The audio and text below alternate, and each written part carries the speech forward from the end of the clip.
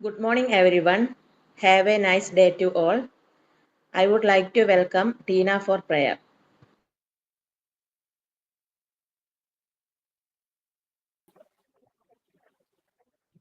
ഈശ്വര കൈകൂപ്പി നിൽപ്പു ഞാൻ നിൻ മുന്നിൽ ഈറനണിഞ്ഞ മിഴികളോടെ കാരുണ്യമിന്നിൽ ചൊരിയണീ ഭൂവിന് കാരണനായുള്ള തമ്പുരാനേ. അച്ഛനും അമ്മയും എന്തു പറഞ്ഞാലും അക്ഷരം തെറ്റാതനുസരിച്ചും ഉള്ളിൽ വെളിച്ചം പകരും ഗുരുവിനെ ഉണ്മയിൽ സ്നേഹിച്ചും ആദരിച്ചും കൂടെ പഠിക്കുന്ന കുട്ടികളെ തൻ്റെ കൂടപ്പിറപ്പുകളായി നിനച്ചും മാതൃഭൂമിക്കായി ജീവൻ വെടിഞ്ഞോരെ മാതൃകയായിട്ടു സ്വീകരിച്ചും ഈശ്വര കൈകൂപ്പി നിൽപ്പു ഞാൻ നിൻ മുന്നിൽ ഈറനണിഞ്ഞ മിഴികളോടെ കാരുണ്യമെന്നിൽ ചൊരിയണീ ഭൂവിലും കാരണനായുള്ള തമ്പുരാനേ. കാരണനായുള്ള തമ്പുരാനേ. Thank you, Tina. I would like to welcome Reshma for sign-in. Good morning, all. I am Reshma here. Today, my role is to sign in class. Once again, a warm good morning, all. A good education can change anyone. A good teacher can change everything. And I warmly welcome Jishamas for today's class. A teacher's job is to take a bunch of live wires and see that they are well grounded. I lovely welcome all my colleagues for today's class. Make this day an opportunity to get new information and make this class beautiful by all our presence. Once again, I welcome all of you for today's class. Thank you. Today's thought. You must be the change you wish to see in the world. അതായത് നീ ലോകത്ത് കാണാൻ ആഗ്രഹിക്കുന്ന മാറ്റം ആദ്യം നീ തന്നെ ആവുക. Live as if you were to die tomorrow. Learn as if you were to live forever. നാളെ മരിക്കും പോലെ ജീവിക്കൂ, എന്നും ജീവിക്കും പോലെ പഠിക്കൂ. Thoughts by Mahatma Gandhi. Thank U.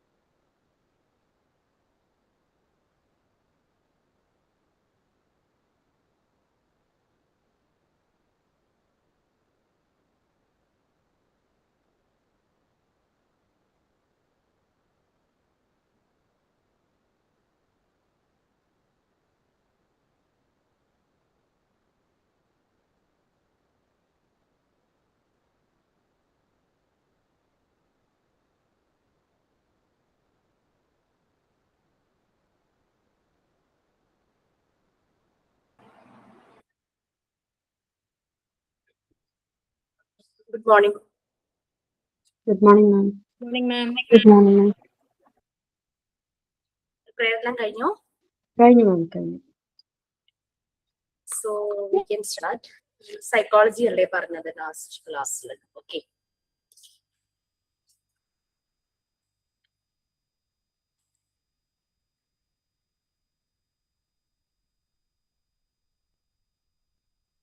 Okay, teachers and psychology. അതായിരുന്നു നമ്മൾ പറഞ്ഞിട്ടുള്ളത്. Next, child and his behavior. So സൈക്കോളജിയെ കുറിച്ച് നിങ്ങൾ കൂടുതലായിട്ട് എന്തെങ്കിലും ഡീറ്റെയിൽസ് സെർച്ച് ചെയ്യുകയോ വായിക്കുകയോ എന്തെങ്കിലും ചെയ്തോ?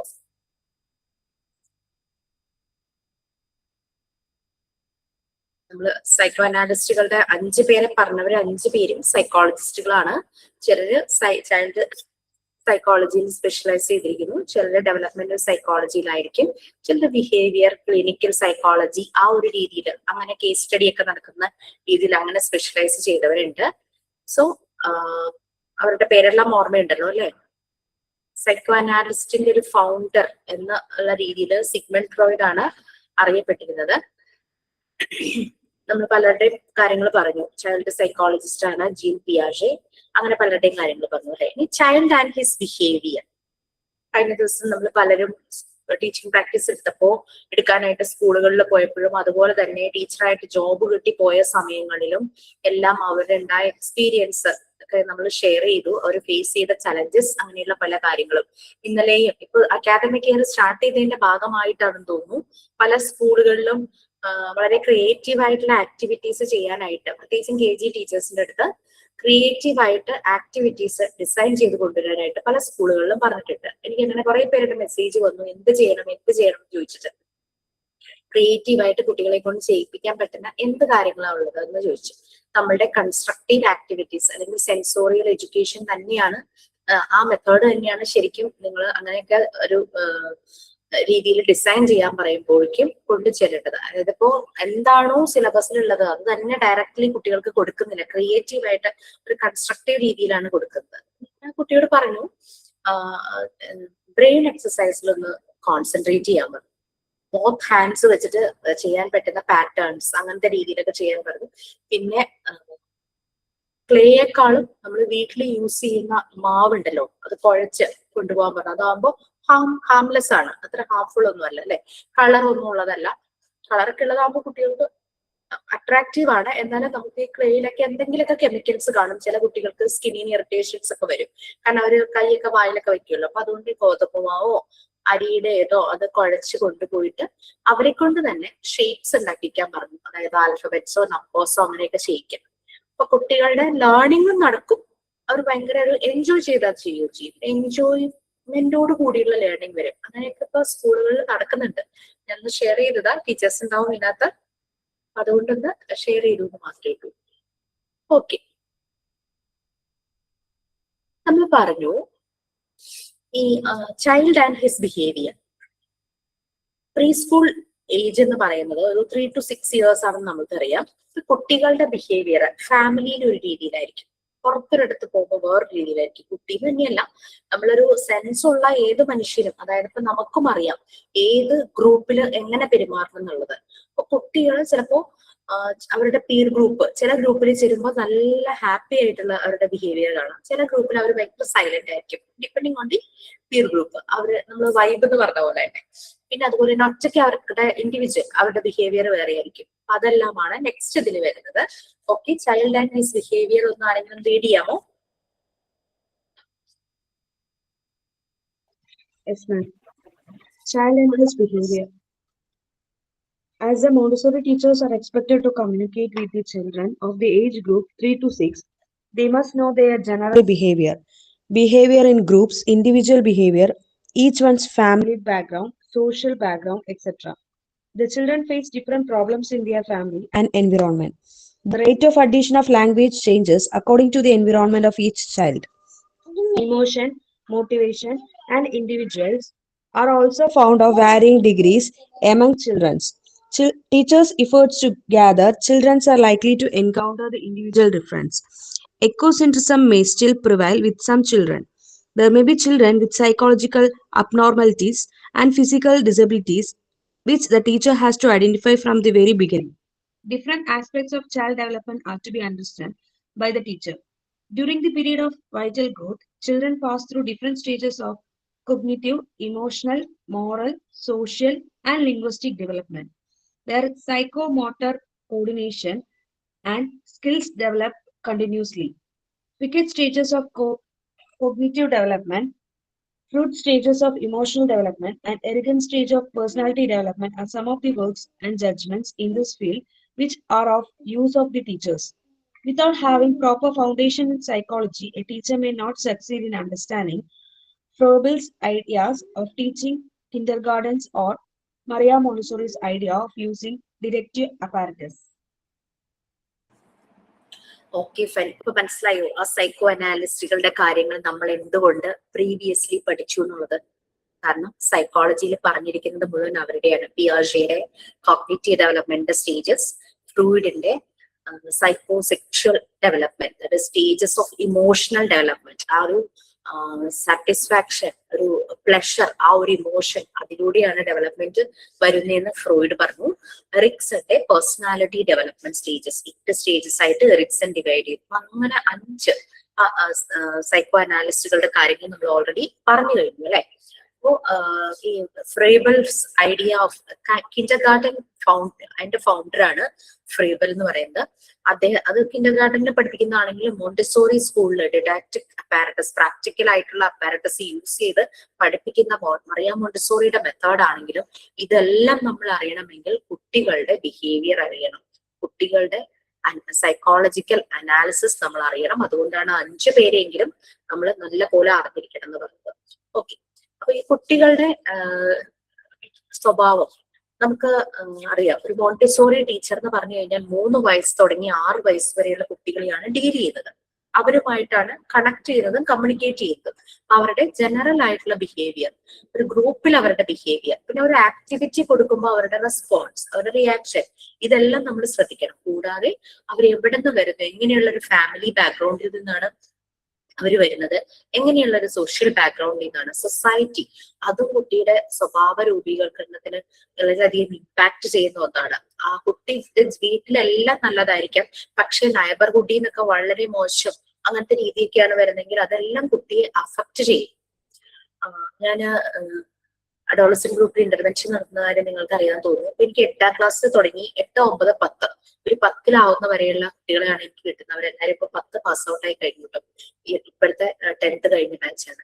അപ്പൊ ഇതിൽ പല കുട്ടികളും അബ്യൂസീവ് വേർഡ്സ്, അത് കോമൺ ആയിട്ട് അവരുടെ ലാംഗ്വേജിൽ യൂസ് ചെയ്യുന്നത് അബ്യൂസീവ് വേർഡ്സ് ആണ്. കൂടുതലും ഞങ്ങൾ ഫോക്കസ് ചെയ്യുന്നത് കോസ്റ്റൽ ഏരിയയിലാണ്, ഒരു ഏരിയയിലുള്ള കുട്ടികളെയാണ്. കാരണം മിക്കവരുടെയും പാരന്റ്സ് എന്താ പറയാ, ബ്രെഡ് വിന്നർ എന്ന് പറയുന്നത്, ലൈവ്ലിഹുഡ്, ആ ഒരു വരുമാന മാർഗം എന്ന് പറയുന്നത് മിക്കവാറും ഈ ഫിഷിംഗ് അങ്ങനെയൊക്കെ ആയിരിക്കും. ഡ്രൈവർ, ആ ഒരു രീതിയിലുള്ളവരായിരിക്കും. അപ്പൊ അങ്ങനെയുള്ള കുട്ടികളിലാണ് നോക്കിയത്. ചിലരുടെ family wise they are very good, but അവർ താമസിക്കുന്ന ഏരിയ എന്ന് പറഞ്ഞാൽ വളരെ മോശം, വയലൻസും ഇതുപോലെ വഴക്കുകളൊക്കെ നടക്കും, ഇതുപോലുള്ള അബ്യൂസീവ് വേർഡ്സ് ഒക്കെ കേട്ടാണ് ഇവര് വളരുന്നത്. അപ്പൊ ഇവരുടെ ഒരു കോമൺ ആയിട്ട് ഇവര് ലാംഗ്വേജ് യൂസ് ചെയ്യുമ്പോൾ അവർ ഇതേ വേർഡ്സ് തന്നെ ഉപയോഗിക്കുന്നുണ്ട്. അപ്പൊ ഇതിന് എന്ത് ചെയ്യാൻ പറ്റുന്നുള്ളത് ഭയങ്കര ഒരു ചലഞ്ച് ആയിരുന്നു കേട്ടോ അത്. കാരണം വലിയ കുട്ടികളാണ്, അവരെ ഡീൽ ചെയ്യാന്ന് പറഞ്ഞു കഴിഞ്ഞാൽ ഓരോരോ പ്രായത്തിലുള്ള കുട്ടികളെ ഡീൽ ചെയ്യുന്നതിന് ഓരോരോ രീതിന്ന് എന്ന് ശരിക്കും പറയാം. അതൊക്കെ പഠിച്ചത് കുട്ടികളുടെ ഇടയിലേക്ക് ഇറങ്ങിയ സമയത്താണ്. നമ്മൾ ഈവൻ നമ്മളുടെ വീട്ടിൽ നമ്മുടെ കുട്ടികളെ നർച്ചർ ചെയ്യുന്നത് പോലെ നമുക്ക് പല കുട്ടികളെ യുണീക്ക് ആണല്ലോ, എല്ലാ കുട്ടികളെയും നമുക്ക് ചിലപ്പോൾ പറ്റിയെന്ന് വരില്ല. അപ്പൊ എങ്ങനെ ഇവരുടെ ഈ ഒരു അവര് ദേഷ്യത്തിൽ പറയണതുമല്ല, ദേഷ്യം വരുമ്പോഴും അവർ അബ്യൂസീവ് വേർഡ്സ് ആണ് യൂസ് ചെയ്യുന്നത്. അവർ സാധാരണ സംസാരിക്കുമ്പോഴും അബ്യൂസീവ് വേർഡ്സ് ആണ് യൂസ് ചെയ്യുന്നത്. ഒരാളെ സല്യൂട്ട് ചെയ്യുമ്പോൾ, ഒരു ഫ്രണ്ടിനെ വിളിക്കുമ്പോൾ ഒക്കെ അവർക്ക് ഈ വേർഡാ വരുള്ളൂ. ഇതെങ്ങനെ മാറ്റുന്നുള്ളതായിരുന്നു ഫസ്റ്റ്. ഇപ്പൊ അവരുടെ കമ്മ്യൂണിക്കേഷൻ പ്രോപ്പർ ആക്കുക എന്നുള്ളത് ഒരു വലിയൊരു ടാസ്ക് തന്നെയായിരുന്നു. അതിന് കുറെ എന്നുവെച്ചാൽ നെഗറ്റീവ് വേയില്, അതായത് നമ്മൾ പറയില്ല പുള്ളിന്റെ മുള്ളുകൊണ്ട് എടുക്കണം എന്നുള്ള രീതിയിൽ പറയാറില്ലേ, ആ ഒരു രീതിയിൽ പല ആക്ടിവിറ്റീസും കൊടുക്കേണ്ടി വന്നു. പതുക്കെ പതുക്കെ അവര് മാറാൻ തുടങ്ങി. അവർക്ക് ഇങ്ങനെ ചുണ്ടില് വരും, നാവിൻ തുമ്പത്ത് ഇങ്ങനെ വരും ആ വാക്ക്, പക്ഷെ അവരങ്ങനെ മെഴുകും. അങ്ങനെയായി അവര് തന്നെ നേരിട്ട് വന്ന് പറഞ്ഞു, ഇനി ഞങ്ങള് ഈ വാക്കുകൾ ഉപയോഗിക്കില്ല എന്ന് അവര് പറഞ്ഞു. അപ്പൊ പാരന്റ്സിന് അവയർനെസ് കൊടുക്കുമ്പോഴും പാരന്റ്സിന് സെഷൻസ് കൊടുക്കാറുണ്ട് കേട്ടോ. കാരണം നമുക്ക് കുട്ടികളിൽ മാത്രം ഇന്റർവെൻഷൻ നടത്തിയിട്ട് കാര്യമില്ല. പാരന്റ്സിന് അവയർനെസ് കൊടുക്കുമ്പോൾ ഈ ഇങ്ങനെ കാര്യം അതിനെ വെച്ചിട്ട് തന്നെ പാരന്റ്സിന് അവയർനെസ് കൊടുക്കും. അതായത് പറയാതെ പറയുമെന്ന് നമ്മൾ പറഞ്ഞില്ലേ, നമുക്ക് പാരന്റ്സിനെ കറക്റ്റ് ചെയ്യാന്നുള്ളത് നമുക്ക് ബുദ്ധിമുട്ടാണ്. കാരണം അവര് നമ്മളെക്കാളും ചിലപ്പോൾ ഗ്രോണപ്സ് ആയിരിക്കും, അല്ലെങ്കിൽ അവര് ഞങ്ങൾ അഡൾട്ടാണ്, അഡൾട്ട്സിനോട് നമ്മൾ ഡീൽ ചെയ്യുമ്പോൾ അത് വേറെ രീതിയാണല്ലോ. അപ്പൊ അങ്ങനെ പറയാതെ പറയും. പാരന്റ്സിന് എവിടേക്കൊക്കെ കണക്റ്റഡ് ആകും. യെസ്, ഞാൻ വീട്ടിൽ ഇങ്ങനെ സംസാരിക്കാറുണ്ടല്ലോ, അല്ലെങ്കിൽ എന്റെ ചുറ്റുപാടുമുള്ളവർ ഇങ്ങനെ സംസാരിക്കാറുണ്ടല്ലോ, അപ്പൊ അത് കുട്ടിയെ ബാധിക്കുന്നുണ്ട്, അത് ഞാൻ ഇനി അനുവദിക്കില്ല. ആ ഒരു രീതിയിൽ അവരെ ആക്കിയെടുക്കുന്ന രീതിയിൽ നമ്മൾ സെഷൻസ് കൊണ്ടുകൊണ്ടുവരും. സോ ഡെഫിനറ്റ്ലി നിങ്ങൾക്കും നാളെ ഇതുപോലെയൊക്കെ ചെയ്യേണ്ടതായിട്ട് വരും. ഒരു സ്കൂളിൽ പോയി കുട്ടികളുമായിട്ട് ഡീൽ ചെയ്യുമ്പോൾ അവരുടെ പാരന്റ്സിന് ഒരു സെഷൻ എടുക്കാനായിട്ട് പറ്റുവാണെങ്കിൽ ഡെഫിനറ്റ്ലി തീർച്ചയായിട്ടും എടുക്കണം. അപ്പൊ എടുക്കുമ്പോൾ നമുക്കിവിടെ നമ്മളെ ഹെൽപ്പ് ചെയ്യുന്ന ഒരേ ഒരു സയൻസ് എന്ന് പറയുന്നത് സൈക്കോളജിയാണ്. അല്ലാതെ കുറേ കാര്യങ്ങൾ പാരന്റിങ് ടിപ്സ് അല്ലെങ്കിൽ അത് ക്ലാസ്സുകളുടെ ഒക്കെ കാര്യങ്ങളൊക്കെ കണ്ട് അതിൽ നിന്നൊക്കെ ഡേറ്റ എടുക്കുന്നതിനേക്കാളും നമ്മളെ ഹെൽപ്പ് ചെയ്യുന്നത് സൈക്കോളജി തന്നെയാണ്. ചിലപ്പോൾ ആ ഒരു ദിവസം നമ്മൾ ഒബ്സർവ് ചെയ്യാൻ തുടങ്ങുക ആൾക്കാരെട്ടോ. ആ ഒരു ദിവസം നമ്മൾ ഇറങ്ങുമ്പോഴായിരിക്കും നമുക്ക് ഇതുമായിട്ട് കണക്ട് ചെയ്യുന്ന എന്തെങ്കിലും ഒന്ന് കിട്ടും.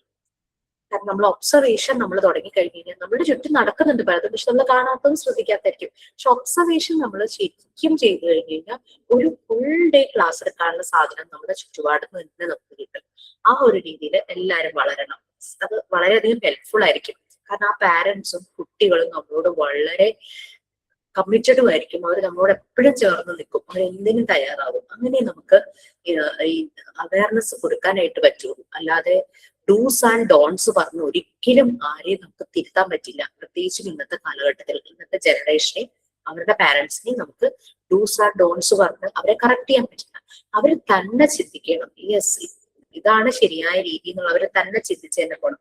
അതിന് നമ്മളെ ഏറ്റവും കൂടുതൽ ഹെൽപ്പ് ചെയ്യുന്ന സയൻസ് എന്ന് പറയുന്നത് സൈക്കോളജി തന്നെയാണ്. വളരെ ഇൻട്രസ്റ്റിംഗ് ആണ്.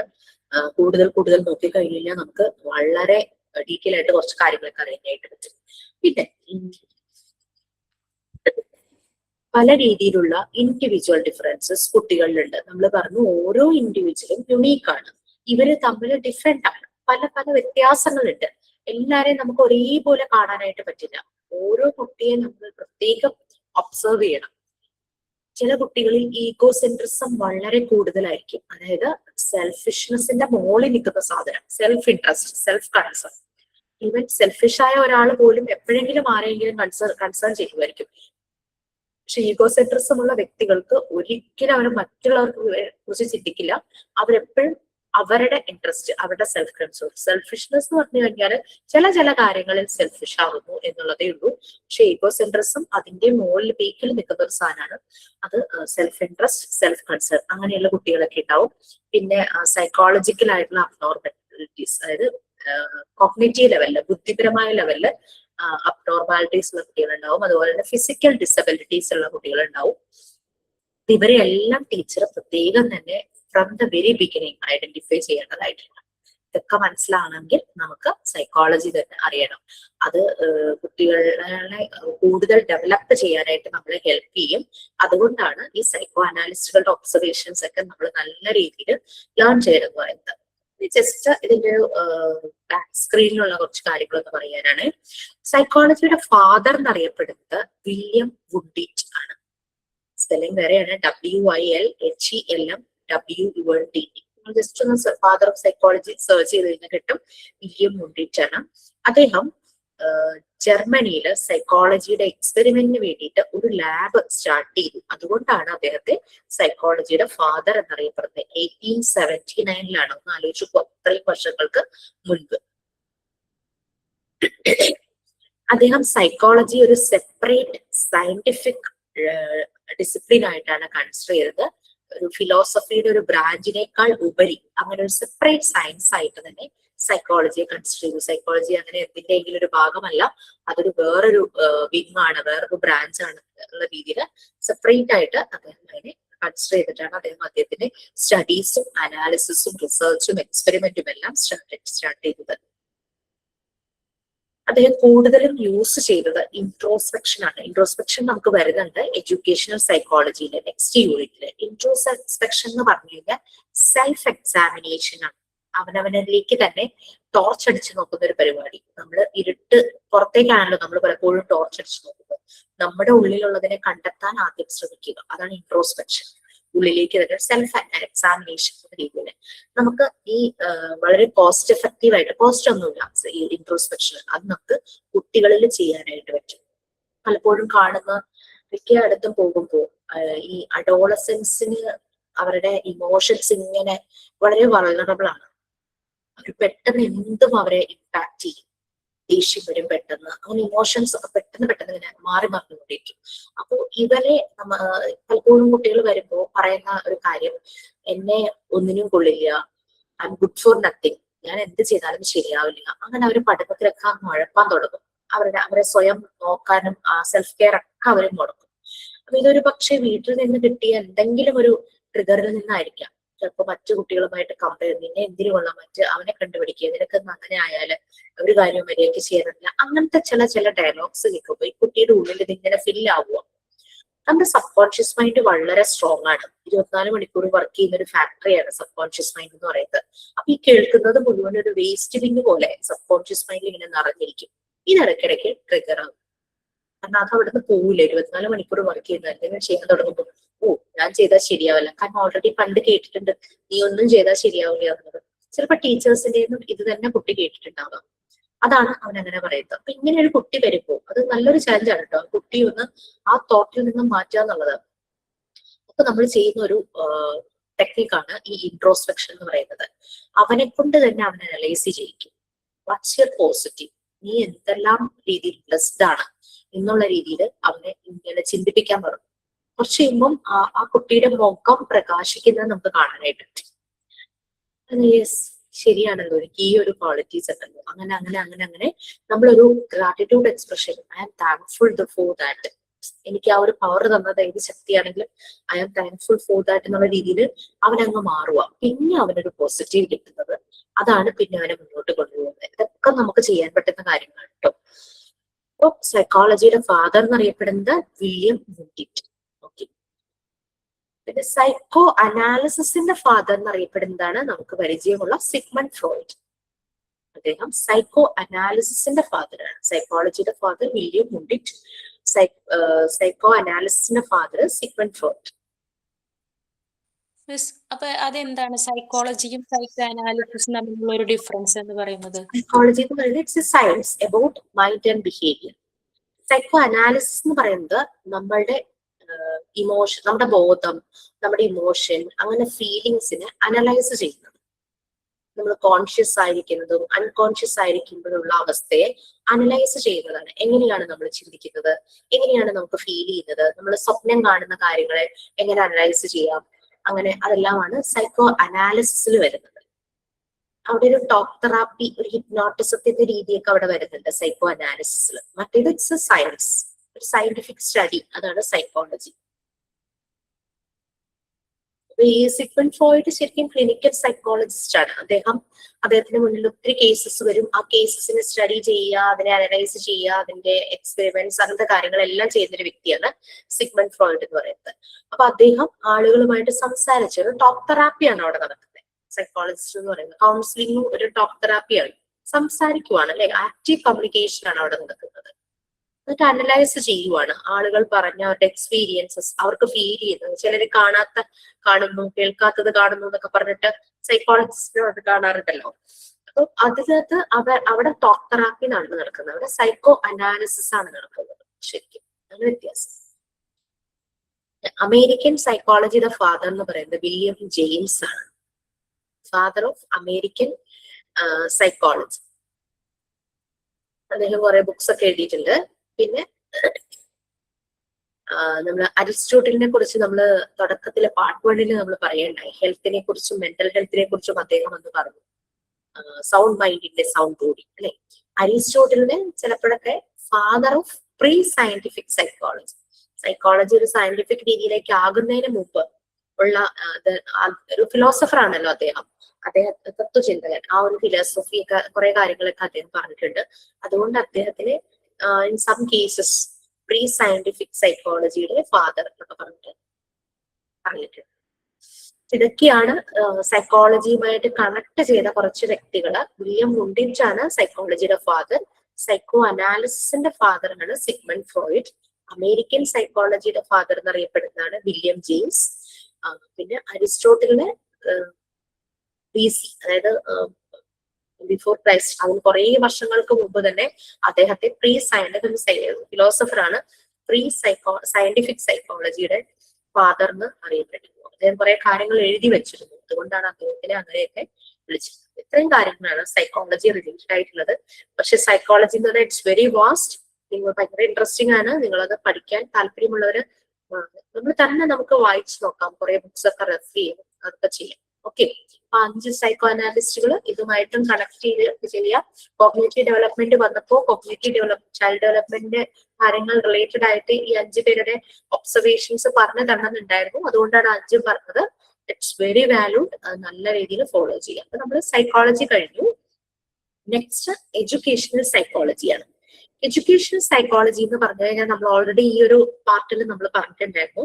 സൈക്കോളജിയുടെ ആപ്ലിക്കേഷൻസ് എഡ്യൂക്കേഷണൽ സെറ്റിംഗ്സിൽ കൊടുത്തതാണ് എഡ്യൂക്കേഷണൽ സൈക്കോളജി. എഡ്യൂക്കേഷണൽ സെറ്റിംഗ്സിൽ എന്തുകൊണ്ടാണ് സൈക്കോളജിക്ക് ഇമ്പോർട്ടൻസ് വന്നത് എന്നും നമ്മൾ പറഞ്ഞു. എന്തുകൊണ്ടാണ്?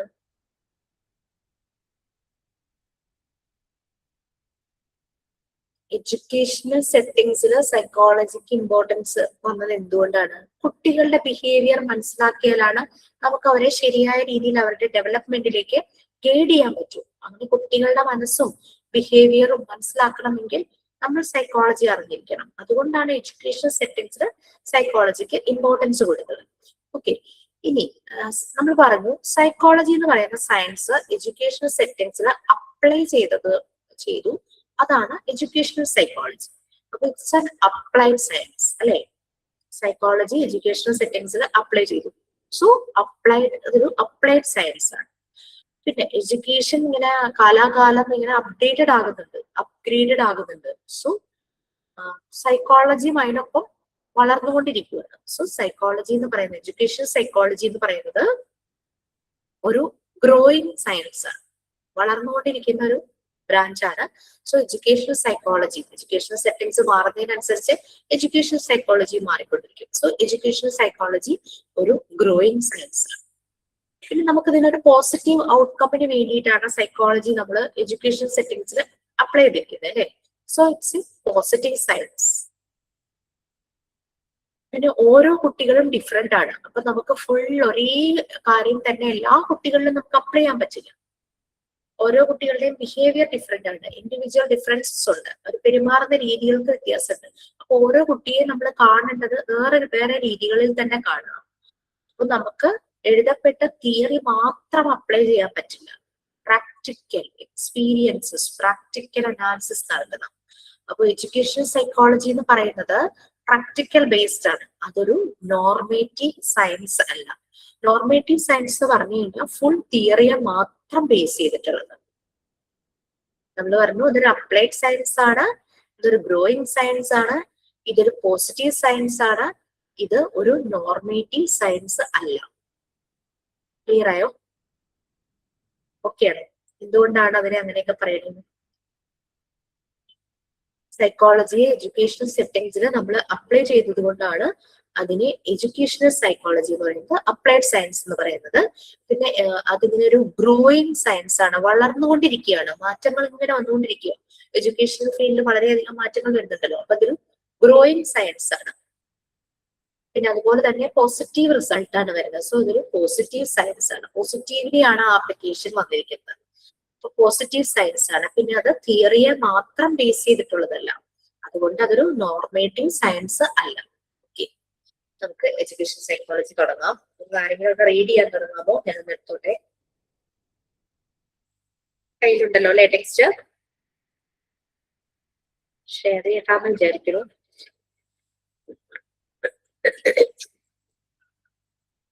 വായിക്കാമോ? തുടങ്ങാമോ?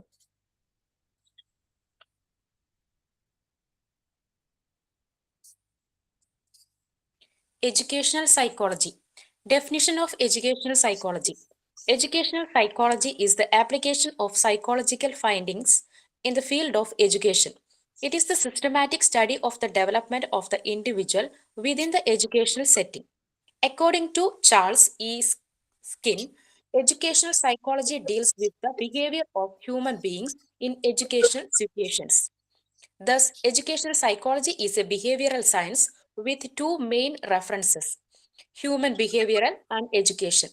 It aims to produce attractive changes in a child for all-round development of his personality. അടുത്തത് വായിക്കണോ മാം? അടുത്ത പാരഗ്രാഫ്. വായിച്ചോ. Thus, educational psychology is primarily concerned with understanding the processes of teaching and learning that place within formal surroundings and developing ways of improving those methods. It covers important topics like learning theory, teaching methods, motivations, cognitive, emotional, and moral development, parent-child relationships, etc. Educational psychology helps the teacher to understand the students and improves their ability. The field of educational psychology involves the study of memory, theoretical process, and individual differences via cognitive psychology in conceptualizing new strategies for learning processes in humans. Educators change the teaching methods and environments so that the maximum number of students is served in the general education environment. The educational psychologist studies individual differences of students and devises special education programs for the students of exclusive needs. Special educators provide a continuity of services in which students with special needs receive varying degrees of support based on their individual needs. Common special needs include learning disabilities, communication disabilities, emotional and behavioral disorders, physical disabilities, and developmental disabilities. Students with these kinds of special needs are likely to benefit from the additional educational services such as different path to teaching, the use of technology, a specifically suitable teaching area, or a resource room. The Montessori method of education itself is a method which helps the especially needed students to a large extent, as it is a method based on individual attention. So educational psychology നമ്മൾ already പറഞ്ഞ പോലെ application ലെവലിലുള്ളതാണെന്ന് പറഞ്ഞു. പിന്നെ ഒരു systematic സ്റ്റഡിയാണ് ഒരു ഇൻഡിവിജ്വലിന്റെ development. എവിടെയാണ് area, എവിടെയാണ് environment, ഏതാണ് within the educational setting. Charles E skin, അദ്ദേഹം ഒരു ഓതറാണ്, ഒരു ബിഹേവിയറിസ്റ്റ് ആണ്. ആളുകളുടെ ബിഹേവിയറിനെ കുറിച്ച് സ്റ്റഡി ചെയ്ത അതിന്റെ അനാലിസിസ് ഒക്കെ ബുക്സ് ആയിട്ട് അദ്ദേഹം പബ്ലിഷ് ചെയ്തിട്ടുണ്ട്. അദ്ദേഹം എഡ്യൂക്കേഷണൽ സൈക്കോളജി എന്ന് പറഞ്ഞാൽ deals with the behavior of human beings in educational situations. ഒരു ഷേപ്പ് ചെയ്യുവാണ്, കണ്ടീഷൻ ചെയ്യുവാണ് ആളുകളെ, അല്ലെ? ആ ബിഹേവിയറിനെ നല്ല രീതിയിൽ കണ്ടീഷൻ ചെയ്യുന്നു ഒരു എഡ്യൂക്കേഷൻ സെറ്റിംഗിൽ വെച്ചിട്ട്, അങ്ങനെ ഒരു എൻവയോൺമെന്റിൽ വെച്ചിട്ട് ഹ്യൂമൻ ബീയിങ്സിനെ നല്ല രീതിയിൽ ബിഹേവിയറിനെ ഡീൽ ചെയ്യും. അപ്പൊ എഡ്യൂക്കേഷണൽ സൈക്കോളജി എന്ന് പറയുന്നത് ഒരു ബിഹേവിയർ സയൻസ് ആണ്. നമുക്കത് ഒരു ജസ്റ്റ് അതിനൊന്ന് പോയിന്റ് ആയിട്ട് പറയുവാണെങ്കിൽ ഒരു ബിഹേവിയർ സയൻസ് ആണ്. അതിന് രണ്ട് മെയിൻ ആയിട്ടുള്ള റെഫറൻസസ് ആണ്. കാരണം അവിടെ രണ്ട് കാര്യങ്ങളാണ് വരുന്നത്. ഒന്ന്, എഡ്യൂക്കേഷൻ സെറ്റിംഗ്സിൽ ഹ്യൂമൻ ബിഹേവിയറിനെ മോഡിഫൈ ചെയ്യുന്നതാണ് നമ്മൾ പറഞ്ഞത്. അപ്പൊ ആ രണ്ട് മെയിൻ റെഫറൻസ് എന്ന് പറയുന്നത് ഹ്യൂമൻ ബിഹേവിയർ ആൻഡ് എഡ്യൂക്കേഷൻ. ശരിക്കും ഒരു കുട്ടി ചാൾസ് ഇ സ്കിന്നർ ആണോ? സ്കിന്നർ ആണ്. ഈ ആറുണ്ട്, ആറ് സൈലന്റ് ആയിരിക്കാം. ചാൾസ് എഡ്വേർഡ് സ്കിന്നർ അല്ലേ? ബിഹേവിയറിസ്റ്റ് ആണ്.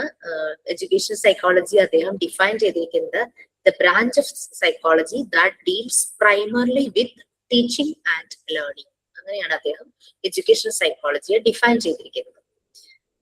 പിന്നെ അദ്ദേഹം വളരെയധികം ഇമ്പോർട്ടന്റ് ആയിട്ട് പറഞ്ഞിട്ടുണ്ട് ഈ എക്സ്പെരിമെന്റൽ സൈക്കോളജി പ്രിൻസിപ്പിൾസ് എഡ്യൂക്കേഷൻ സെറ്റിംഗ്സിൽ അപ്ലൈ ചെയ്ത് നല്ല രീതിയിൽ അനലൈസ് ചെയ്തിട്ട് ടീച്ചിങ് മെത്തേഡ്സിനെ ഇംപ്രൂവ് ചെയ്യണം. അങ്ങനെ സ്റ്റുഡൻസിന്റെ ലേണിംഗ് ബിഹേവിയറിനെ ഇംപ്രൂവ് ചെയ്യും. അതൊക്കെ ഇത്രയും വർഷങ്ങൾക്ക് മുമ്പ് ഇവരെല്ലാം പറഞ്ഞു വെച്ചിരിക്കുന്നത്. എന്നിട്ടും എഡ്യൂക്കേഷൻ സിസ്റ്റത്തിൽ എന്തോരം പാളിച്ചകളാണല്ലേ. ശരിയായ രീതിയിൽ കുറെ നല്ല നല്ല ഐഡിയാസ് ഒക്കെ കൊണ്ടുവരും. പക്ഷെ ആപ്ലിക്കേഷൻ ലെവലിൽ വരുമ്പോൾ അതൊക്കെ ഫെയിൽ ആവുകയാണ്. പണ്ടൊരു മെത്തേഡ് ഉണ്ടായിരുന്നില്ലേ, DPP, ശരിക്കും അത് നല്ലൊരു മെത്തേഡായിരുന്നു. പക്ഷെ എന്ത് പറ്റി, അത് ഒരു ആപ്ലിക്കേഷൻ ശരിയായ രീതിയിൽ നടന്നില്ല. ഒറ്റ വർഷത്തിൽ തന്നെ ആ പദ്ധതി നിന്നു. അല്ലേ? ശരിക്കും എൻവയോൺമെന്റുമായിട്ട് കണക്ട് ചെയ്ത് കുട്ടികളെ പഠിപ്പിക്കുന്ന ആ ഒരു ലേണിംഗ് മെത്തേഡായിരുന്നു DPP എന്ന് പറയുന്നത്. പിന്നെ ഇപ്പൊ NEP, നാഷണൽ എഡ്യൂക്കേഷൻ പോളിസി, അവരൊരു ഇന്റർവ്യൂലൊക്കെ പോകുമ്പോൾ ചോദിക്കൂട്ടെ NEPയുടെ കാര്യങ്ങളൊക്കെ, അതൊക്കെ ഒന്ന് നോക്കി വെച്ചോളൂ. അങ്ങനെ NEPയുടെ ഭാഗമായിട്ട് കുട്ടികളുടെ സ്കൂളിലും കോളേജുകളിലും എല്ലാം പലയിടത്തും നടന്നൊന്നുമില്ല. ഈ ക്ലാസ് ടൈം ഉച്ചവരെയാക്കി, നേരത്തെ തുടങ്ങിയിട്ട് രാവിലെ 8 മണിക്ക് തുടങ്ങിയിട്ട് ഉച്ചവരെയാക്കി. അതിനുശേഷം കുട്ടികൾക്ക് പാർട്ട് ടൈം ജോബ് ചെയ്യാന്നുള്ള രീതിയിലാക്കി.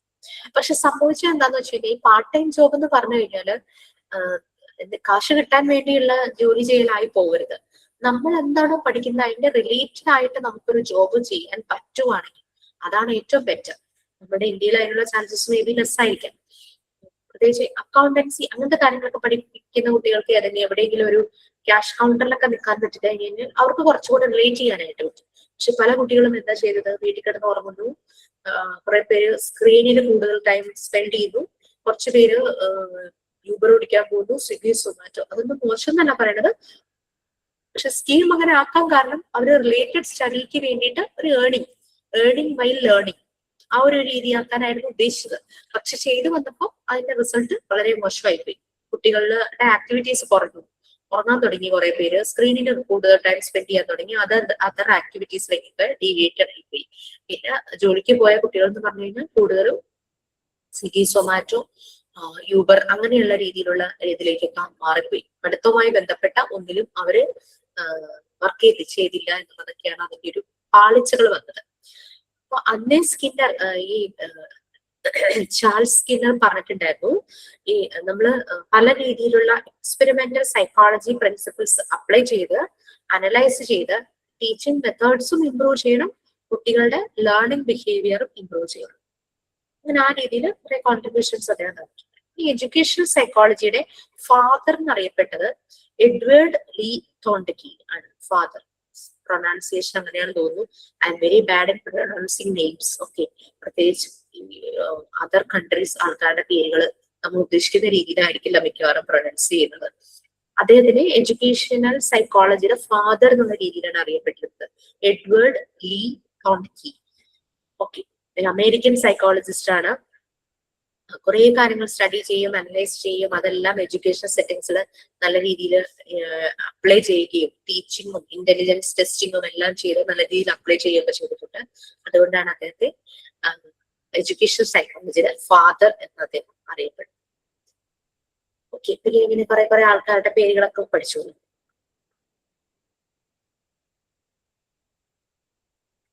നമ്മൾ എഡ്യൂക്കേഷൻ സൈക്കോളജി ഒരു ബിഹേവിയർ സയൻസ് ആണ്. അതിന് രണ്ട് മെയിൻ റെഫറൻസുകളുണ്ട്, human behaviour and education. It aims to produce attractive changes in a child. കുട്ടിയിൽ നല്ല അട്രാക്റ്റീവ് ആയിട്ടുള്ള ചേഞ്ചസ് ഉണ്ടാക്കുക എന്നുള്ള രീതിയിലാണ് ഇത് തുടങ്ങിയിരിക്കുന്നത്. അതായത് ആ കുട്ടിയുടെ ഓൾറൗണ്ട് ഡെവലപ്മെന്റും പേഴ്സണാലിറ്റിയും നല്ല രീതിയിൽ അതിൽ നല്ല മാറ്റങ്ങൾ വരുത്തുക എന്നുള്ളതാണ് എഡ്യൂക്കേഷണൽ സൈക്കോളജിയുടെ ഉദ്ദേശം. അപ്പൊ എഡ്യൂക്കേഷണൽ സൈക്കോളജി എന്ന് പറഞ്ഞാൽ മെയിൻ ആയിട്ടും ഇത് കൺസേൺ, അവരുടെ ഒരു പ്രൈം കൺസേൺ എന്ന് പറയുന്നത് ടീച്ചിങ് ആൻഡ് ലേണിംഗ് പ്രോസസ് ആണ്. ടീച്ചിങ് നമ്മളിപ്പോ കുട്ടികൾക്ക് പകർന്നു കൊടുക്കും, കുട്ടികൾ അതിൽ നിന്നും ലേൺ ചെയ്യുന്നു, അല്ലെ? അതാണ് ടീച്ചിങ് ആൻഡ് ലേണിംഗ്. അപ്പൊ അതിന് വേണ്ടുന്ന ഒരു സറൗണ്ടിങ്സ്, അതുപോലെ തന്നെ ആ എങ്ങനെ, അപ്പൊ സറൗണ്ടിങ്സ് നന്നായിരിക്കണം, നമ്മൾ കൊടുക്കുന്ന മെത്തേഡ് നല്ലതായിരിക്കണം, പിന്നെ പല ടോപ്പിക്സും അതിനകത്തുണ്ടാവും, പല രീതിയിലുള്ള learning theory, teaching methods, motivations വരും. ടീച്ചർ വന്ന് ക്ലാസ്സിലെ കാര്യങ്ങൾ മുഴുവൻ പറഞ്ഞിട്ട് അങ്ങനെ ഇറങ്ങി പോവുകയാണോ? കുട്ടികളെ ഇടയ്ക്കിടയ്ക്ക് ട്രിഗർ ചെയ്യുന്നുണ്ട് ടീച്ചർ, അല്ലെ? മോട്ടിവേറ്റ് ചെയ്യുന്നുണ്ട്, അപ്രൈസ് ചെയ്യുന്നുണ്ട്, അപ്രീഷിയേറ്റ് ചെയ്യുന്നുണ്ട് കുട്ടികളെ, അല്ലെ? Everything is happening there. കുട്ടിയുടെ cognitive, emotional and moral development എല്ലാം നടക്കുന്നത് ആ ഒരു ക്ലാസ് റൂമിൽ നിന്നാണ്. പാരന്റ് ചൈൽഡ് റിലേഷൻഷിപ്പ്, എവറിത്തിങ് അതെല്ലാം ഈ ഒരു എഡ്യൂക്കേഷൻ സെറ്റിംഗ്സുമായിട്ട് കണക്റ്റഡ് തന്നെയാണ്. കാരണം വീട്ടിലെ അന്തരീക്ഷം എങ്ങനെയാണോ അതിനനുസരിച്ചുള്ള റിഫ്ലക്ഷൻ ആയിരിക്കും കുട്ടി സ്കൂളിൽ വരുമ്പോൾ കാണിക്കുന്നത്. അപ്പൊ അങ്ങനെ പാരന്റ്സുമായിട്ടുള്ള കുട്ടിയുടെ റിലേഷൻഷിപ്പ് എല്ലാം ഈ ഒരു പ്രോസസ്സിൽ വരുന്നുണ്ട്. എഡ്യൂക്കേഷൻ സൈക്കോളജി ഒരു ടീച്ചറെ വളരെയധികം ഹെൽപ്പ് ചെയ്യുന്നു. നമ്മൾ പറഞ്ഞു ഒരു ടീച്ചറുടെ ഒരു മെയിൻ ടൂൾ കിറ്റ് ആണ് സൈക്കോളജി എന്ന് നമ്മൾ പറഞ്ഞു അല്ലെ. അപ്പൊ എഡ്യൂക്കേഷൻ സൈക്കോളജി ടീച്ചറെ ഹെൽപ്പ് ചെയ്യുന്നു കുട്ടികളെ മനസ്സിലാക്കാനും അവരുടെ കഴിവുകളെ ഇംപ്രൂവ് ചെയ്യിക്കാനും. അതിനൊക്കെ ഈ ഒരു പൊട്ടൻഷ്യൽ ഉണ്ട്. അപ്പോൾ നിനക്ക് അതിനനുസരിച്ചുള്ള ആക്ടിവിറ്റീസ് തരാം, അല്ലെങ്കിൽ അതിനനുസരിച്ചൊരു സ്പേസ് നിനക്ക് തരാം, നീ അതെല്ലാം ചെയ്യും എന്നുള്ള രീതിയിൽ ചെയ്യിക്കുന്ന ആ ഒരു ഹെൽപ്പ് എഡ്യൂക്കേഷൻ സൈക്കോളജിന്ന് ടീച്ചർക്ക് കിട്ടുന്നുണ്ട്. അപ്പൊ ഇതില് എഡ്യൂക്കേഷൻ സൈക്കോളജിയില് സ്റ്റഡി ഓഫ് മെമ്മറി, നമ്മൾ പല കാര്യങ്ങളും മെമ്മറൈസ് ചെയ്യുന്നുണ്ട് അല്ലെ. തിയറട്ടിക്കൽ പ്രോസസ്, ഇൻഡിവിജ്വൽ ഡിഫറൻസസ്, അതെല്ലാം നടക്കുന്നുണ്ട് education psychology. Individual differences connected with cognitive psychology, ഒരു ബുദ്ധിപരമായ ആളുകളിൽ ഉണ്ടാകുന്ന വ്യത്യാസങ്ങൾ അത് മനസ്സിലാക്കുന്ന ഒരു സൈക്കോളജി. അപ്പൊ അതെല്ലാം ഇവിടെ വരുന്നു. കാരണം കുട്ടികളുടെ ഡിഫറൻസസ് മനസ്സിലാക്കിയിട്ടാണ് ടീച്ചർ ഓരോ കാര്യങ്ങളും കുട്ടികൾക്ക് കൊടുക്കുന്നത് അല്ലെ. ഇൻ കൺസെപ്ച്വലൈസിങ്, അതായത് ഹാവ് ദ ഐഡിയ ഓഫ് പുതിയ പുതിയ സ്ട്രാറ്റജീസ്, ലേണിംഗ് പ്രോസസ്സിന് പുതിയ പുതിയ സ്ട്രാറ്റജീസ് കൊണ്ടുവരും. പലപ്പോഴും നിങ്ങൾ കോമൺ ആയിട്ട് കേട്ടിട്ടുള്ള കാര്യമായിരിക്കും, എവിടെയെങ്കിലും ഏതെങ്കിലും ഒരു സ്കൂളിൽ ഏതെങ്കിലും ഒരു കുട്ടീനെ നിങ്ങൾ അത് കേട്ടിട്ടുണ്ടാവും, എല്ലാവരും എപ്പോഴും മാത്സ് ടഫാന്ന് പറയും. ആ ടീച്ചർ പഠിപ്പിക്കാൻ വന്നപ്പോ എനിക്ക് മാത്സ് ഈസി ആയി. അപ്പൊ ആക്ച്വലി അവിടെ മാത്സ് ടഫായിരുന്നു, പഠിപ്പിക്കുന്ന രീതിയായിരുന്നു പ്രശ്നം. ആ ടീച്ചർ പഠിപ്പിക്കാൻ വന്നപ്പോ എനിക്ക് മാത്സ് ഈസി ആയി. എനിക്ക് നേരത്തെ കുട്ടി മാത്സ് ചെയ്യേയില്ല, കുട്ടിയിട്ട് ടെൻഷൻ, പേടി, ഭയങ്കര ഒരു ടഫ് എന്നുള്ള രീതിയിൽ വന്നു. എനിക്ക് ഫ്രണ്ടിന്റെ മോളുണ്ടായിരുന്നു, അവനിപ്പോ തേവര കോളേജിൽ ഡിഗ്രിക്ക് പഠിക്കുവാണ് കേട്ടോ, സെക്കൻഡ് ഇയർ, എന്റെ മോളുടെ പ്രായം. അപ്പോ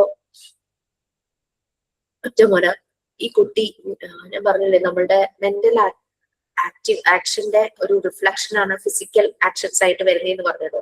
അതിനൊരു ബെസ്റ്റ് എക്സാമ്പിൾ ആയിരുന്നു സ്കൂൾ ബസ്. എന്റെ ശബ്ദം അവിടെ കേൾക്കുമ്പോഴേക്കും ഇവന് വോമിറ്റിംഗ് സ്റ്റാർട്ട് ചെയ്യും. അത് ഭയങ്കര ടെൻഷനാണ്. ഏറ്റവും പേടി മാത്സ് ടീച്ചറെയാണ്. മാത്സിന് അവന് ഒട്ടും മാർക്ക് ഉണ്ടാവില്ല. ഈ കുട്ടി സോഷ്യോളജിയാണ് പഠിച്ചത്, അത് കാരണം മോന് മാത്സിൽ നല്ല ഇത് പറഞ്ഞു കൊടുക്കാനും അറിയുന്നില്ല, നല്ല ട്യൂഷൻസും കിട്ടുന്നില്ല. പിന്നെ മാത്സ് എന്ന് കേട്ടാൽ ഈ മോന് ഭയങ്കര പേടിയാ. മാത്സ് എക്സാം എഴുതാൻ പോകുന്നവന് ഭയങ്കര പേടി, ഭയങ്കര വോമിറ്റിംഗ്. അപ്പൊ ഇതാണ് ഇവന്റെ ഒരു കഥ. അങ്ങനെ കോവിഡ് സമയം വന്ന സമയത്ത് എന്നോട് ഇത് ചോദിച്ചു. ഓൺലൈനായിട്ട് എനിക്ക് മാത്സ് ഭയങ്കര ഇഷ്ടമാട്ടോ, എന്റെ ഫേവറേറ്റ് സബ്ജക്റ്റ് മാത്സ്. ഓൺലൈനായിട്ട് ഇപ്പൊ ട്യൂഷൻ കൊടുക്കാൻ ഇപ്പൊ എനിക്കറിയാം ഇവന് മാത്സിന്റെ പ്രശ്നവും ഓൺലൈൻ ആവുമ്പോ എത്രത്തോളം റിസൾട്ട് വരുന്നുള്ളതിന്റെ ടെൻഷൻ എനിക്ക് അതിൽ കൂടുതലും. കുട്ടിയെ ടെൻഷൻ അനുഭവിക്കരുതല്ലോ. അങ്ങനെ ഞാൻ ഓൺലൈനായിട്ട് മാത്സിന്റെ ട്യൂഷനിങ് പോലും കൊടുത്തു തുടങ്ങി. അപ്പം ഫ്രണ്ട് എന്നോട് പറഞ്ഞൊരു കാര്യം എന്താണെന്ന് വെച്ച് കഴിഞ്ഞാൽ, ഞാൻ പറഞ്ഞു കൊടുത്ത കാര്യങ്ങൾ അവന് ക്ലിയർ ആയിട്ടുള്ളത് അവൻ എക്സാമിന് നല്ലപോലെ പെർഫോം ചെയ്തു. പഴയ ആ പേടി പോയി. മറ്റേത് മാത്സ് കേൾക്കുമ്പോഴേ ആൾക്ക് പേടിയാണ്, വോമിറ്റിംഗ് സ്റ്റാർട്ട് ചെയ്യും. ഇത് പേടി പോയി, പേടിക്കാതെ പരീക്ഷ എഴുതാൻ തുടങ്ങി ആള്. ഞാൻ 8ാം ക്ലാസ്സിലും 9ാം ക്ലാസ്സിലും പഠിപ്പിച്ചു. അപ്പോഴേക്കും കോവിഡിന്റെ പ്രശ്നങ്ങളൊക്കെ മാറി, നല്ലൊരു ട്യൂഷനും കിട്ടി. അപ്പൊ അങ്ങനെ പുറത്ത് നേരിട്ടുള്ള ട്യൂഷൻ കിട്ടി. അങ്ങനെ അവന് പേടി മാറി. അപ്പൊ ശരിക്കും അത് സബ്ജക്റ്റിന്റെ കുഴപ്പമല്ലായിരുന്നു, ആ പഠിപ്പിച്ച രീതിയുടെ പ്രശ്നമായിരുന്നു. അതാണ് എവിടെയെങ്കിലും നിങ്ങൾ ഏതെങ്കിലും കുട്ടികളുടെ കേട്ടിട്ടുണ്ടാവും മാത്സിന് മേ ബി ട്യൂഷന് പോയപ്പോ എനിക്ക് പേടി പോയി അല്ലെ. ഇപ്പൊ ട്യൂഷൻ ക്ലാസ്സിന്റെ രീതി അതിന്റെ മാത്സിന്റെ പഠിപ്പിക്കുന്ന രീതി അതിനനുസരിച്ചായിരുന്നിരിക്കാം. അപ്പൊ educators, that means the teachers, അവര് ടീച്ചിങ് മെത്തേഡ്സ് ചേഞ്ച് ചെയ്യുന്നു. എൻവിയോൺമെന്റും ആ പഠിപ്പിക്കുന്ന സാഹചര്യം, സറൗണ്ടിങ്സിലൊക്കെ വ്യത്യാസം വരുന്നു. അങ്ങനെ മാക്സിമം കുട്ടികളെ സെർവ് ചെയ്യാനായിട്ട് പറ്റുന്നു ആ ഒരു ജനറൽ എഡ്യൂക്കേഷൻ എൻവിയോൺമെന്റില്. എഡ്യൂക്കേഷൻ സൈക്കോളജിസ്റ്റ് കുട്ടികളുടെ ഇൻഡിവിജ്വൽ ഡിഫറൻസ് സ്റ്റഡി ചെയ്യുന്നു. അവർക്ക് സ്പെഷ്യൽ എഡ്യൂക്കേഷൻ പ്രോഗ്രാംസ് ഒക്കെ കണ്ടക്ട് ചെയ്യുന്നു. അപ്പൊ നമ്മളെ ഡീൽ ചെയ്യുന്ന കുട്ടികൾ, അപ്പൊ നമുക്കറിയാം ഇവർക്കൊരു സ്പെഷ്യൽ എന്തെങ്കിലും ഒരു ക്ലാസ് എക്സ്ട്രാ കൊടുക്കണം. അപ്പൊ അങ്ങനെ നമ്മൾ പലപ്പോഴും ഹെഡ് ഓഫ് ദി ഇൻസ്റ്റിറ്റ്യൂഷന് നമുക്ക് ഇൻഫോം ചെയ്യാം, എന്റെ ക്ലാസ്സിലെ കുട്ടികൾ ഇങ്ങനെയൊക്കെയാണ്, അവരുടെ പൊട്ടൻഷ്യൽസ് ഇങ്ങനെയൊക്കെയാണ്. അപ്പൊ അവർക്ക് നമുക്ക് അഡീഷണലി അവരെ ബൂസ്റ്റ് ചെയ്യുന്ന രീതിയിലുള്ള സ്പെഷ്യൽ പ്രോഗ്രാംസ് ഒക്കെ വരും. അങ്ങനെയൊക്കെ സ്കൂളിൽ നടത്തണം. ഫുൾ ആ ക്ലാസ് റൂം സ്റ്റഡി തന്നെ ആവാതെ അല്ലാത്ത രീതിയിൽ അവരെ ഒന്ന് എക്സ്പാൻഡ് ചെയ്യിക്കാം, അവരുടെ എക്സ്പീരിയൻസസ് ഒക്കെ കൂട്ടണം. അപ്പോഴാണ് അവരിൽ നിന്ന് പുതിയ പുതിയ ഐഡിയസ്. കാരണം നമുക്കറിയാം ഒരു സ്കൂൾ എന്ന് പറഞ്ഞു കഴിഞ്ഞാൽ ഫുൾ ഓഫ് ഹ്യൂമൻ റിസോഴ്സസ് ആണ് അല്ലെ. ഏതൊക്കെയാ സ്കൂളിലെ ഹ്യൂമൻ റിസോഴ്സസ്?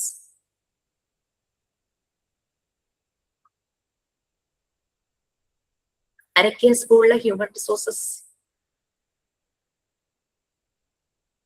എല്ലാവരും ഉറങ്ങുവാണോ? മഴയൊക്കെ പെയ്ത് തണുപ്പായത് ടീച്ചേഴ്സ് ടീച്ചേഴ്സ്, പിന്നെ പിന്നെ സ്റ്റുഡൻസും വിടില്ലേ? സ്റ്റുഡൻസ് ഉണ്ടാവും. സ്റ്റുഡൻസും പെടും. കാരണം പ്രോഡക്ട്സ് ആണ് അവര്.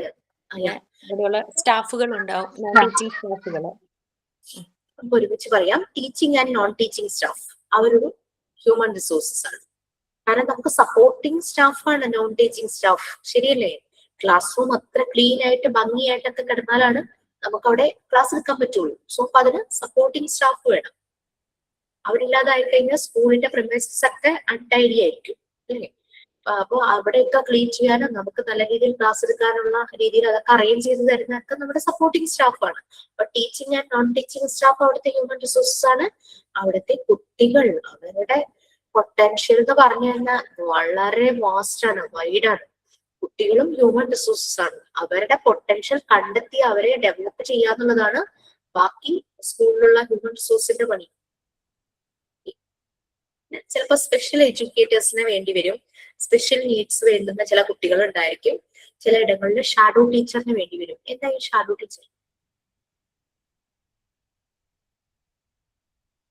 ഷാഡോ ടീച്ചർ ഇനബിലിറ്റി ഉള്ള കുട്ടികൾക്ക് വേണ്ടിയിട്ട്, ബ്ലൈൻഡ് ആയിട്ടുള്ള കുട്ടികൾക്ക് വേണ്ടി അസിസ്റ്റ് ചെയ്യുന്ന സപ്പോർട്ട് ചെയ്യുന്ന പോലെ അല്ലെ? പാരന്റ്സ് ആണ് ചില ഷാഡോ ടീച്ചറെ വെക്കുന്നത് മിക്കവാറും. എന്റെ കുട്ടിക്ക് ഇങ്ങനെ കുറച്ചൊരു സപ്പോർട്ട് വേണം എന്ന് തോന്നുമ്പോൾ പാരന്റ്സ് ആണ് പൊതുവെ ഷാഡോ ടീച്ചറെ വെക്കുന്നത്. ഓക്കെ, അത് സ്കൂൾ ആക്സെപ്റ്റ് ചെയ്യുന്ന ഒരു കാര്യമാണ് കേട്ടോ. സ്പെഷ്യൽ നീഡ്സിന്റെ കാര്യം പറഞ്ഞപ്പോൾ കോമൺ സ്പെഷ്യൽ നീഡ്സ് എന്ന് പറഞ്ഞു കഴിഞ്ഞാൽ ചില കുട്ടികളിൽ ലേണിംഗ് ഡിസബിലിറ്റീസ് ഉണ്ടാകും, കമ്മ്യൂണിക്കേഷൻ ഡിസബിലിറ്റീസ് ഉണ്ടാകും, ഡിസ്ഗ്രഫിയ, ഡിസ്ലെക്സിയ എന്നൊക്കെ പറഞ്ഞിട്ട് പ്രോബ്ലംസ് ഒക്കെ കേട്ടിട്ടില്ലേ? പിന്നെ emotional and behaviour disorders, ADHD, physical disabilities, നടക്കാനോ മൂവ്മെന്റിലുള്ള പ്രയാസമുള്ള കുട്ടികൾ ഉണ്ടായിരിക്കും. പിന്നെ അതുപോലെ തന്നെ ഡെവലപ്മെന്റൽ ഡിസബിലിറ്റീസ്, ജനറ്റിക് ആയിട്ട് എന്തെങ്കിലും ഡെവലപ്മെന്റൽ പ്രോബ്ലം ഉണ്ടായിരിക്കാം. അത്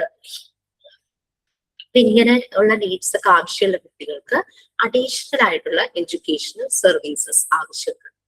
അപ്പൊ അവരെ പഠിപ്പിക്കാനുള്ള രീതികളും എല്ലാം അഡീഷണലി ചിലപ്പോൾ സ്പെസിഫിക് ആയിട്ട് ഒരു സൂട്ടബിൾ ടീച്ചിങ് ഏരിയ ഒക്കെ അവർക്ക് വേണ്ടി വരും, അല്ലെങ്കിൽ ഒരു റിസോഴ്സ് റൂം, അങ്ങനെയുള്ള ആവശ്യങ്ങൾക്കുള്ള ഒരു പ്രത്യേകമായിട്ടുള്ള റൂം. ചില സ്കൂളുകളിൽ സ്പെഷ്യൽ നീഡ്സ് ആവശ്യമുള്ള കുട്ടികളൊക്കെ ഉണ്ടാവാറുണ്ട് കേട്ടോ. മോണ്ടിസോറി മെത്തേഡ് ഇത് തന്നെയാണ്. സ്പെഷ്യൽ നീഡ്സ് കുട്ടികളുടെ നീഡ്സ് അനുസരിച്ചാണ്, അതിനനുസരിച്ചാണ് ആ എൻവയോൺമെന്റ് എല്ലാം ഡിസൈൻ ചെയ്തിരിക്കുന്നത്. അത് ഓരോ കുട്ടിക്കും ഇൻഡിവിജ്വൽ അറ്റൻഷൻ കിട്ടുന്ന രീതിയിൽ തന്നെയാണ് അത് ഡിസൈൻ ചെയ്തിരിക്കുന്നത്. Okay, next nature of education psychology ആണിത്. നമ്മൾ ഓൾറെഡി പറഞ്ഞു, എഡ്യൂക്കേഷൻ സൈക്കോളജി എന്ന് പറഞ്ഞാൽ അപ്ലൈഡ് ബ്രാഞ്ച് ഓഫ് സയൻസ് ആണ്. ഒരു സൈക്കോളജിയുടെ ഒരു ആപ്ലിക്കേഷൻ ആണ് എഡ്യൂക്കേഷൻ സൈക്കോളജി എന്ന് പറയുന്നത്. ഇനി എഡ്യൂക്കേഷൻ സൈക്കോളജിയിൽ നമുക്ക് മെയിൻ ആയിട്ടും 5 കീ ഫാക്ടേഴ്സ് ഉണ്ടായിരിക്കും. നമുക്കറിയാം എഡ്യൂക്കേഷൻ സെറ്റിങ്ങിൽ വരുന്ന ഹ്യൂമൻ റിസോഴ്സിന്റെ കാര്യം നമ്മളിപ്പോ പറഞ്ഞു. എഡ്യൂക്കേഷൻ സെറ്റിംഗ് എന്ന് പറയുമ്പോൾ ഒരു ക്ലാസ് റൂം ആണെങ്കിൽ അവിടെ വരുന്ന 2 വ്യക്തികൾ ആരൊക്കെയായിരിക്കും? Teacher and students. Teacher and students. കുറച്ചുകൂടെ ഒന്ന് സ്റ്റാൻഡേർഡൈസ്ഡ് ആയിട്ട് പറയുവാണെങ്കിൽ ലേണർ അല്ലെ, കുട്ടികള്, സ്റ്റുഡൻസ് എന്ന് പറയുന്നത് ടീച്ചർ ഉണ്ടാവും. പിന്നെ ഇവര് 2 പേരും കൂടെ മേറ്റ് ചെയ്യുന്നത് ആ ക്ലാസ് റൂമിലല്ലേ. അപ്പൊ ഒരു ലേണിംഗ് എൻവിയോൺമെന്റ് അല്ലെങ്കിൽ ലേണിംഗ് സിറ്റുവേഷൻ മൂന്നാമത്തെ കീ ഫാക്ടർ ആയിട്ട് വരും. ഇനി അവിടെ നടക്കുന്നത് എന്താണ്? ഒരു ലേണിംഗ് പ്രോസസ് ആണ് അല്ലെ, പഠിപ്പിക്കുന്ന ഒരു മെത്തേഡ്, ഒരു ലേണിംഗ് പ്രോസസ്. 4ാമത്തെ കീ ഫാക്ടേഴ്സ്.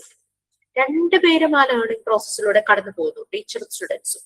അപ്പോ ആ 2 പേരും അതിൽ നിന്നും പലതും എക്സ്പീരിയൻസ് ചെയ്യും. So learning experiences 5 key factors.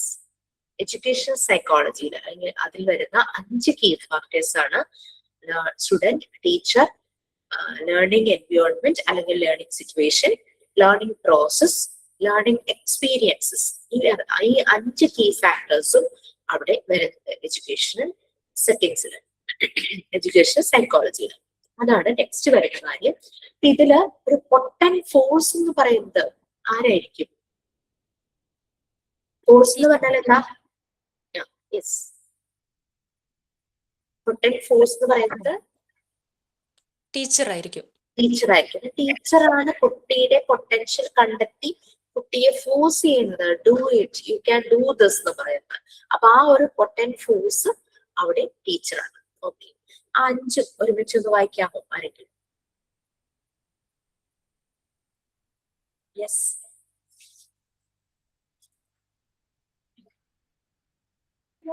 Nature of educational psychology, ma'am.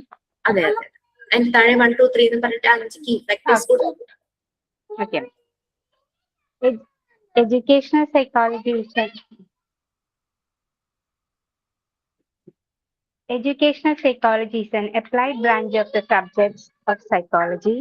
The nature of educational psychology can be summarized as follows. The learner. The subject matter of educational psychology is knitted around the learner. Therefore, the need of knowing the learner and the techniques of knowing him well. The topics include the innate abilities and capacities of the individual differences and their measurements, the covert, conscious as well as senseless behavior of the learner, the characteristics of his growth and development, and each stage beginning from childhood to adulthood. Second point, the learning experiences. Educational psychology helps in determining what learning experiences are desirable at what stage of the growth and development of the learner, so that these experiences can be acquired with a greater ease and satisfaction. Next point, learning process. After knowing the learner and deciding what learning experiences are to be provided, educational psychology moves on to the laws, principles, and theories of learning. Other items in the learning process are remembering and forgetting, perceiving, concept formation, thinking and reasoning, problem solving, transfer of learning, ways and means of efficient learning. Fourth point, learning situation or environment. Here we deal with the environmental factors and learning situations which come in the middle between the learner and the teacher.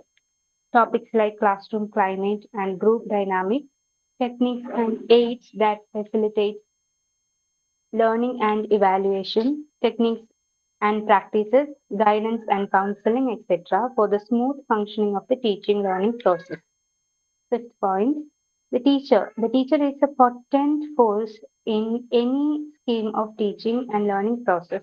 It discussed the role of the teacher.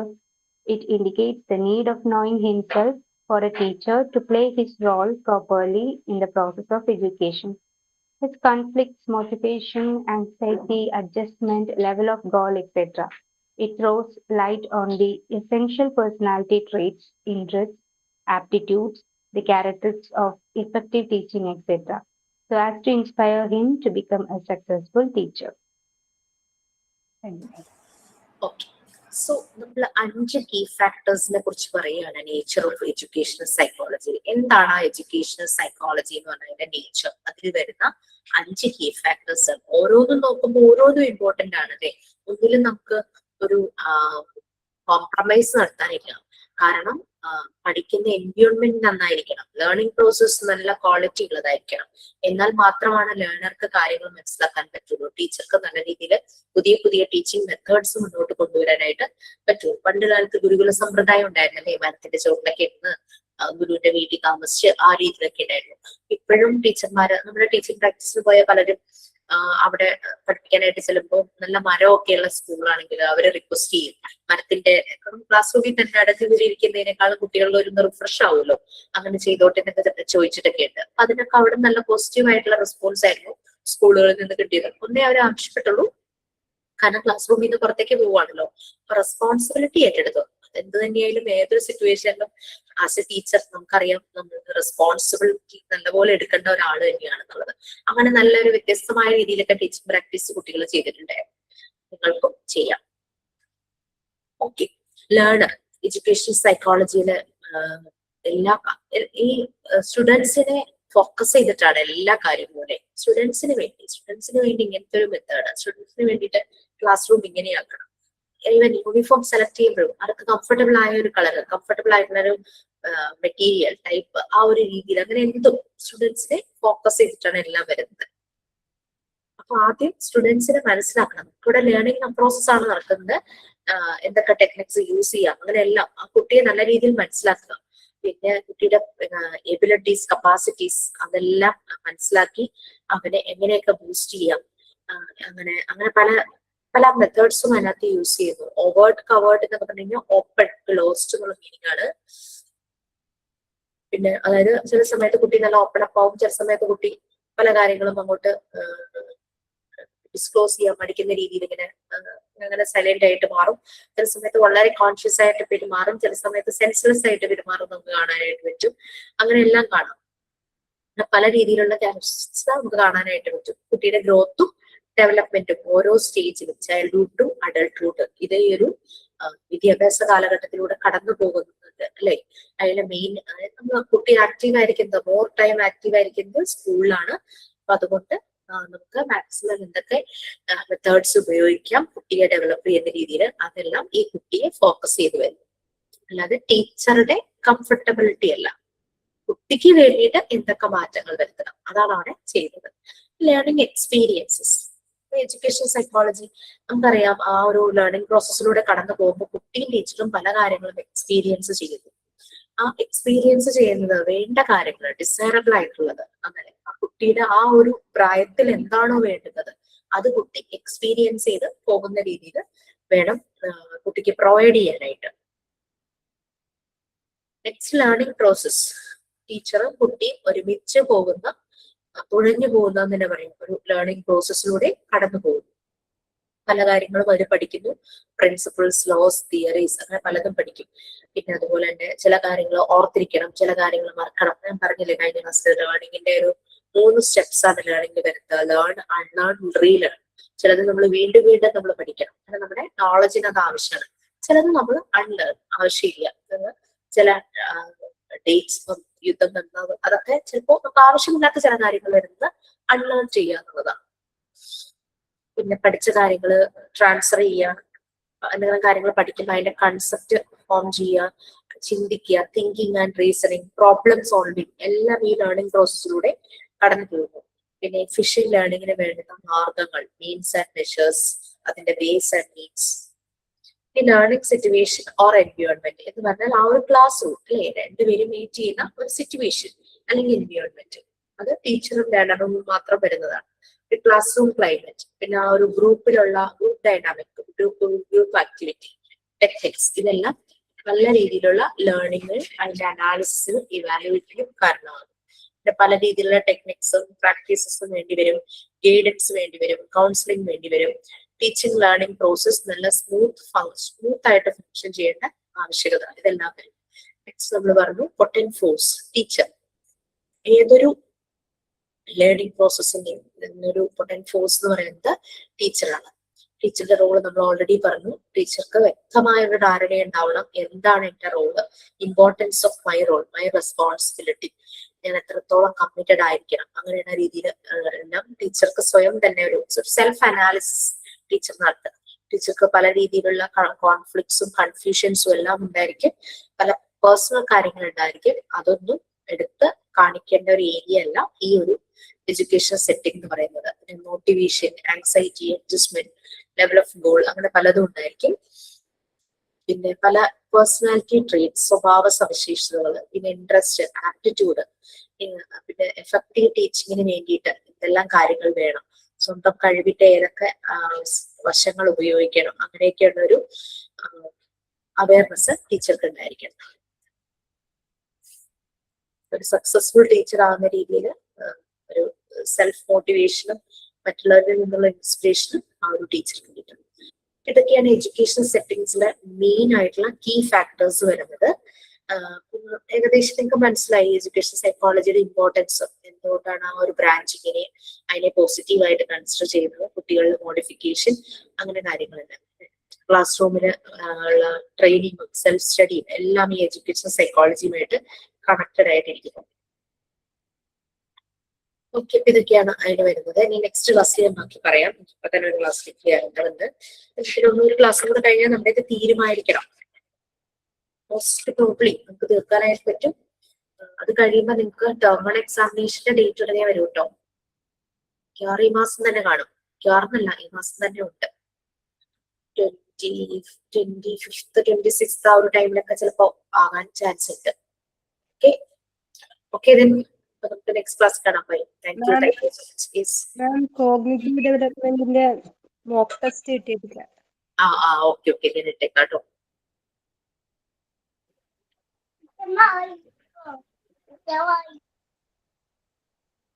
Thank you, ma'am. Thank you, ma'am. Thank you, ma'am. Thank you, Miss.